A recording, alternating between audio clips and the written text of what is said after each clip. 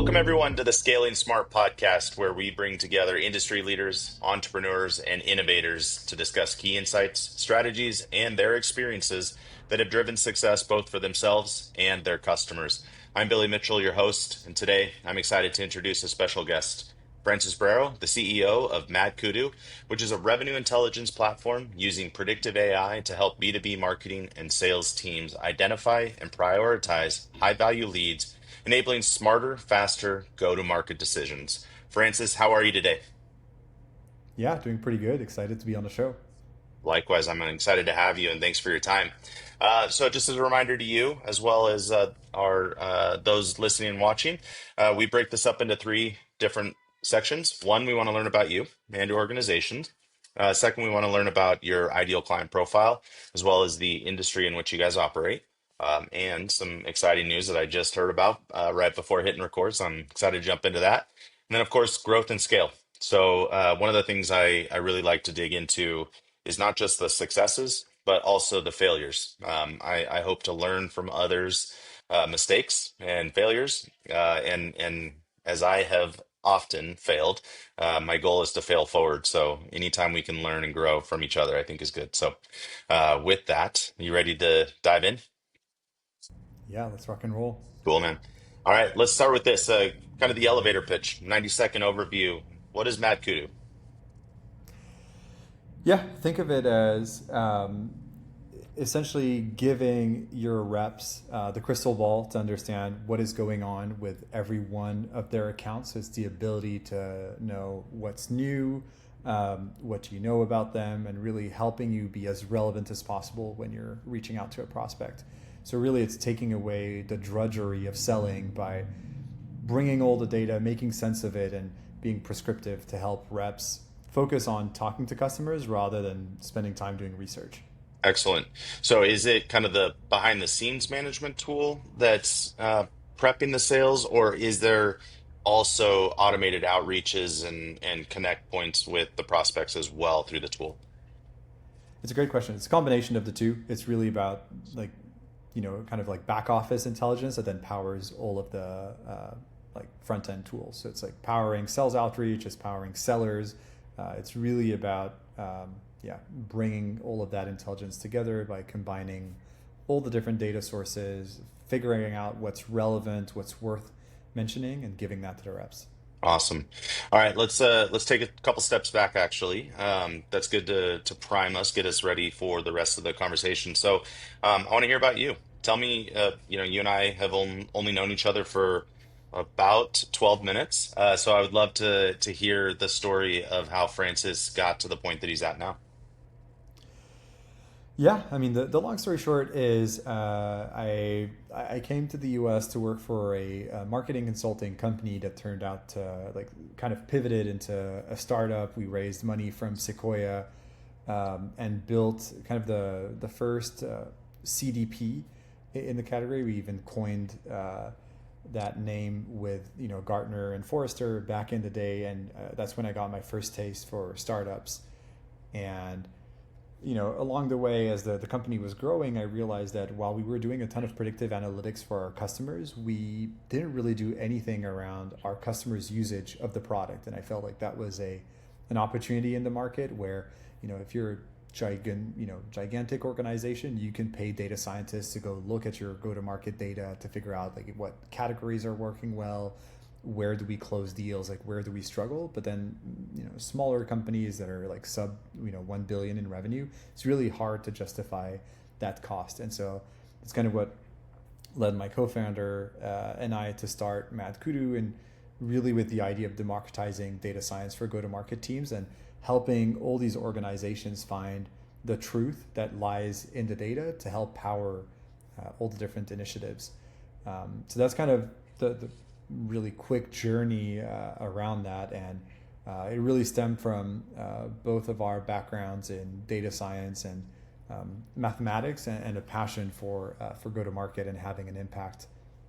Very cool. So, um, obviously, AI is the topic of everybody's conversation. And so I do want to dive a little bit into your use of AI as well as kind of the future of where you think it's going both for your tool and your organization, and then also, I suppose, maybe even more broadly speaking, just in general.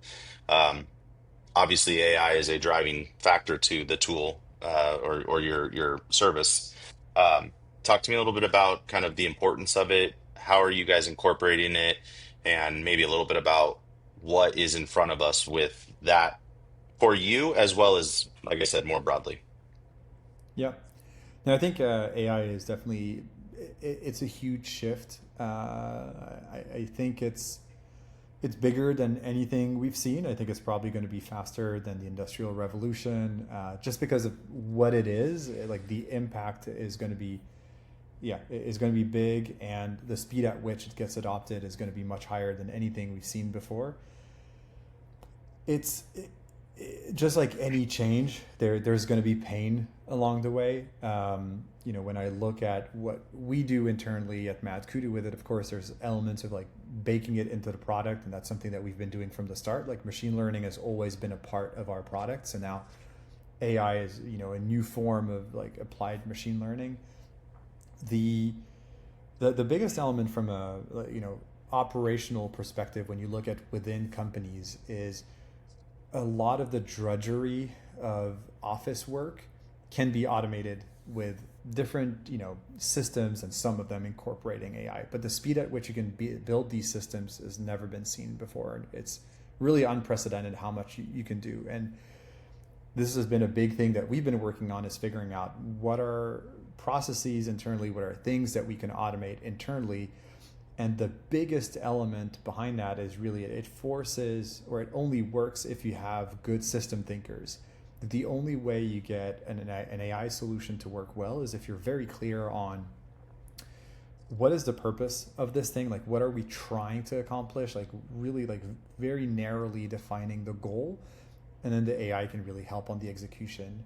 I think there's going to be like a big adaptation phase where we're going to see a lot of people just like throw spaghetti at the wall and try to see what sticks, and a lot of it is not going to stick. A lot of it is going to be garbage. The same way that in the era where apps were cool and everybody was building apps, we had like you would see companies like WAG would raise millions and millions of dollars just like an app to like for people to take their dog and pee somewhere in a park. Yep. It was cool, but it was a bubble to have that kind of crazy valuation. I think we're in a similar stage where there's a lot of hype around AI. It's so easy to build something that it is exciting, it's empowering, but not everyone has the ability to break down complex problems and really do this divide and conquer of saying, okay, I have this big problem, I divide it into smaller tasks, and then I determine, where to apply AI on which of the tasks to, solve that bigger the bigger problem. And so I think we're going to see more and more requirements for people not to be very good necessarily at doing what they've done historically, but being very good at being system thinkers and breaking down complex problems into smaller problems. And I think that's the biggest skill that's going to be needed in the market. Yeah, I agree with you, and I think just in my own personal um, anecdotal experience, AI and tools utilizing AI have freed me up to be more creative in a sense, where I spend less time on the how is this going to work. I don't want to diminish entirely, but enough time to remove from the how and more on the what do I want to do, and I let the AI kind of dictate here's how to do it. So yeah, I'm on board with what you're saying. And I agree. One of the things as well is I've noticed is how many companies are starting up, and I'm really curious. And you I think you nailed it, but I'm really curious the companies that are going to be around in 1, 2, 3, 5 years.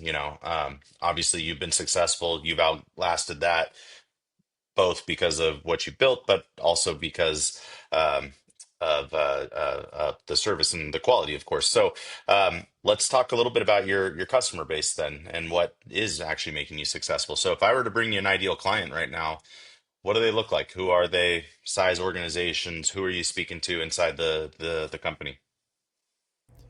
Yeah, so we typically cater to B2B, like generally tech, mid market. So consider like 250 or up to I would say like 2,500 employees. typically selling to CRO. And the big thing that we're helping them with is just dealing with the vast swath of data that they have. And the sales team is drowning in dashboards and like SaaS solutions. There's like information everywhere, LinkedIn, Tableau, Salesforce, Gong, Outreach, like all these tools have like their own perspective on who the customer is. And it's almost like, this analogy that we have with the elephant, where you have like a bunch of people that are blindfolded that are touching an elephant. One person thinks it's a wall, another thinks it's a rope, another person thinks it's a snake. And like that's what's happening with all these systems. And so really like the perspective that we bring is the ability to actually see the elephant so that your reps know what they're dealing with and that they can come with the right tools. That's the typical customer that we go after. And it's really these like, companies that have hit product market fit. They know who they want to sell to, and it's really a matter of having a team that's like highly effective and highly productive. Yeah. So tell me a little bit more about the industry then. I'm curious to hear, you know, the more about the competition, how you guys are differentiating yourself, certainly what makes you better. Um, and I'm going to ask you kind of the impossible question, and it might actually be a little bit different for you, but where's this industry going in the next 3 years? Yeah. Maybe 1 year, maybe 5 years. Yeah. The competition, I would say primarily ZoomInfo. They're the kind of 500-pound gorilla because like they're the public company there. DNB also, but they're way more enterprise than we are. Um, I think ZoomInfo has done a good job of establishing themselves as kind of the place where you go to buy data. The one thing or the big thing that they don't do, where we usually win against them, is the ability to connect to internal data. Every company we work with, they have data, right? They've accumulated data from product usage, from past deals they've closed, from research they've done, anything like that. Being able to pull in that data to factor in to the kind of like approach that we're building is a huge differentiator. It is also doing a lot of janitorial work because you're dealing with like data that isn't necessarily properly structured. You don't really have a choice. Like the customer's data is what it is. So having to take on that data and process it is like a big value add that we bring. And I think it's one of the reasons why today we win. And yeah, I think where the market is going is really interesting because I think the SaaS is, SaaS is going to get, I think, more fragmented than ever. Today we're still at a point where vibe coded apps they're okay, they're not great, they have a bunch of security flaws. There's a lot of risk in buying a solution that's been vibe coded. But when I look at the evolution of SaaS, right? When I started in the industry, people weren't even providing stuff on the cloud, right? So our first, like, when I came to the US, like the first cloud solution we had a data center, we had our servers. I did server migrations of like going there, like, physically removing the servers to put them into a bigger rack because we needed more servers. And now everybody's on AWS, Azure, or Google, right? But what happened is when AWS came in, all of a sudden it was like a little bit cheaper to expose your software to customers because you literally just like created an Amazon account and all of a sudden you could send this to everyone who wanted to. So that created like the whole product-led movement where people could sign up for the product, you got more exposure. And now, this was like we changed distribution, and now we're not just changing distribution with AI, we're also changing the manufacturing part. Building software used to still be like pretty complex and pretty heavy. Now with AI, it seems like you can vibe code an application in an afternoon. And so I think what this is going to lead to is just a huge amount of apps being built. Most of them are not going to survive. Same thing for SaaS, but I do think what's going to happen is that every single niche of the market is going to have a app that is tailored for them and works really well for them. And so I think what's going to be tricky is building an app that can actually have huge amounts of revenue.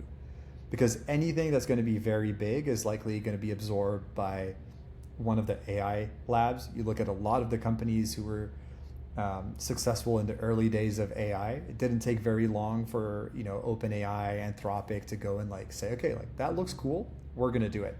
Then all of a sudden, your business model is a struggle. And so then the only way to survive is to be so focused on a niche vertical that it's not big enough for OpenAI to care. But then it's a small thing, right? So that challenges, I think, a little bit the VC model where you want to get to $1 billion exit, because I think we're going to see a lot of kind of lifestyle businesses that can get to like maybe 5-10 million in revenue, which is like substantial, but is not the kind of outcome that VCs are looking for. So I think the industry is going to be reshaped pretty dramatically in that way, because again, the alternative today is like internal teams vibe coding their own application.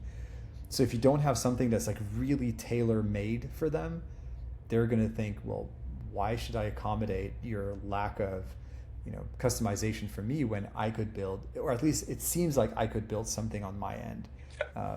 And so that's going to be a big challenge, I think, for the industry. Yeah.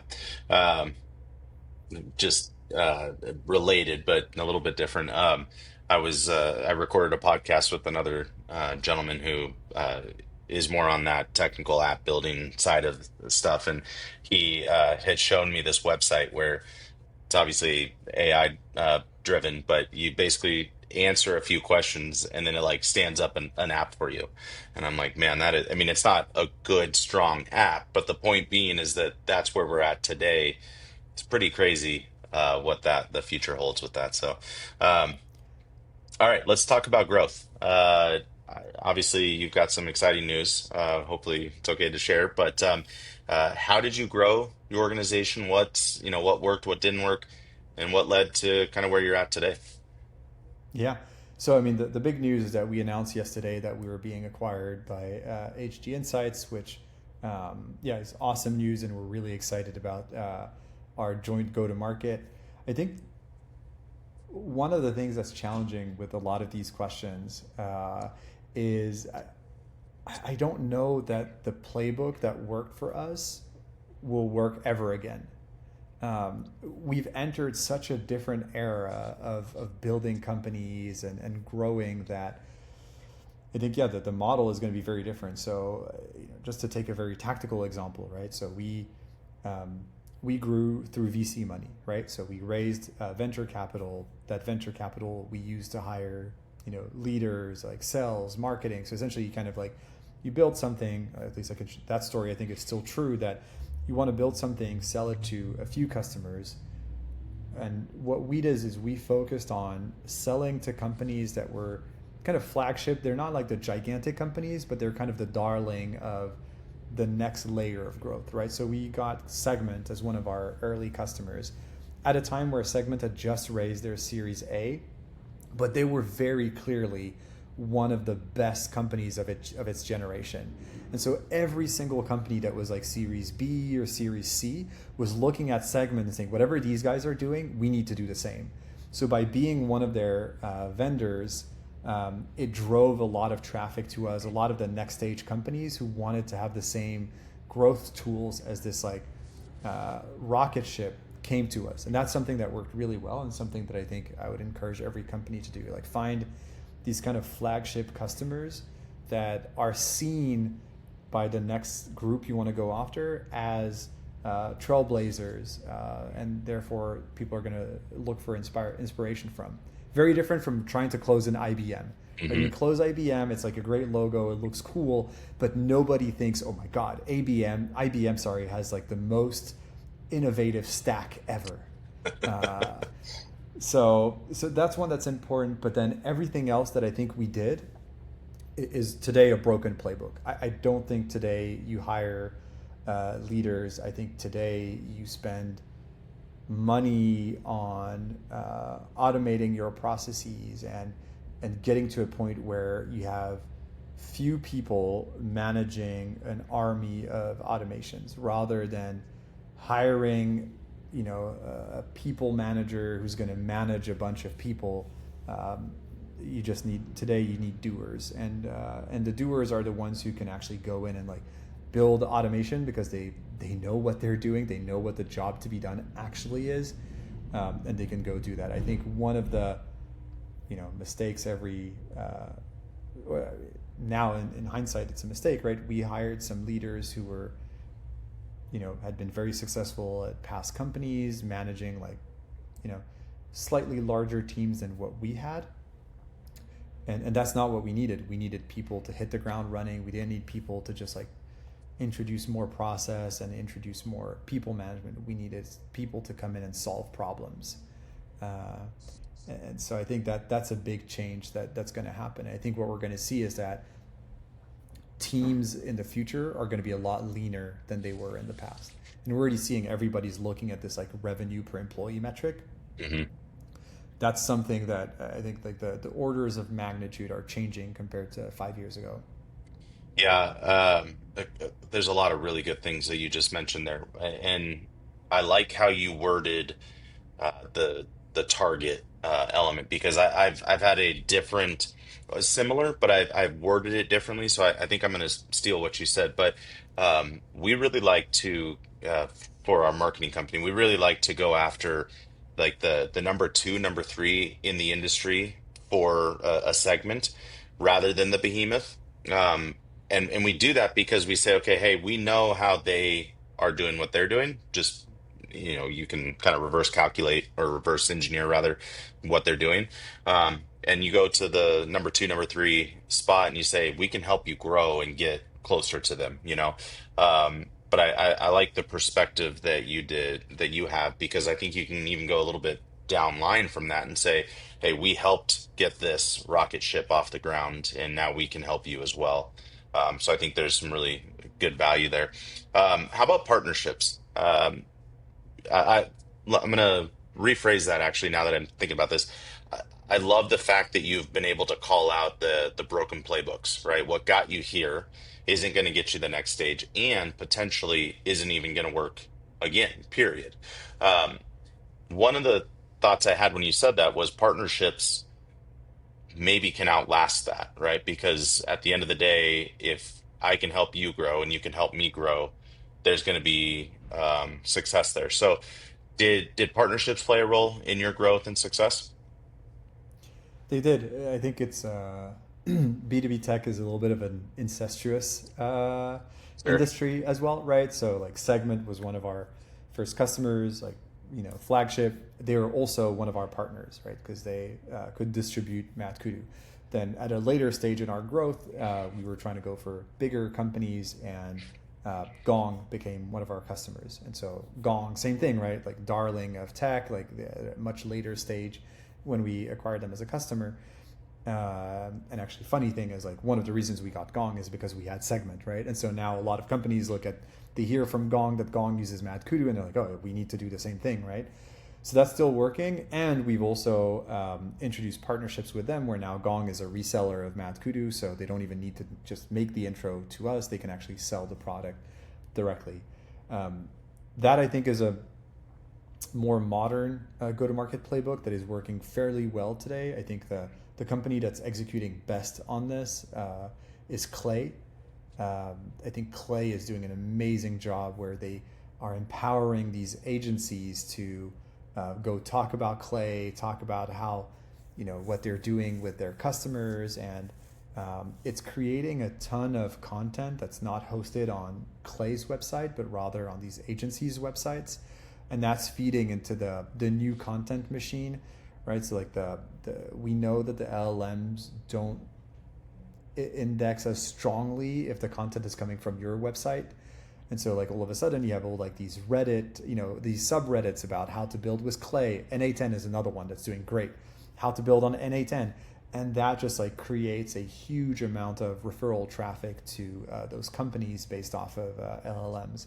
So I think the distributed go to market through partners is an incredible play that can still work really well, but it requires a lot more effort than people think. Yeah, I would agree with you on that. This has been great, and I've really appreciated you and your time. I didn't prep you for this, but I've got one more section. It's called the lightning round. It's easy, so don't worry. It's not like difficult questions. But just gonna rapid fire some questions. First thing comes to your mind, respond with. Sound good? Sounds great. All right. Coffee or tea? Coffee. What's one tool or system you rely on to keep your organization running smoothly? I mean, aside from MadKudu, I would say Gong. Okay, very good. Favorite book, podcast, or resource that's influenced you? Favorite book, 1984 by George Orwell. Great book. Read it several times. All right. What's one bucket list you've already checked off? Bucket list item you've already checked off?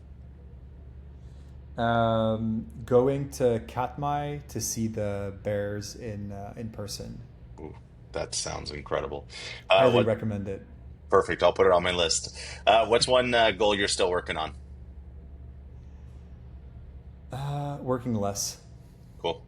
And then the final one here. What's one mistake you made that has turned out to be a valuable lesson? One mistake I've made that turned out to be a valuable lesson. Um, oof.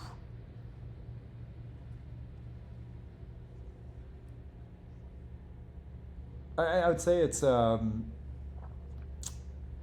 over overriding the so in hiring process like we have these kind of rules like maybe longer answer than a quick fire round, but essentially like every person who interviews someone at MadKudu has to give a rating from 1 to 4. 1 is like hell no, we don't want this person. 4 is I'll actually go fight for us to hire this person. 2 is like I'm not for it, but I don't really care, I'm not going to fight.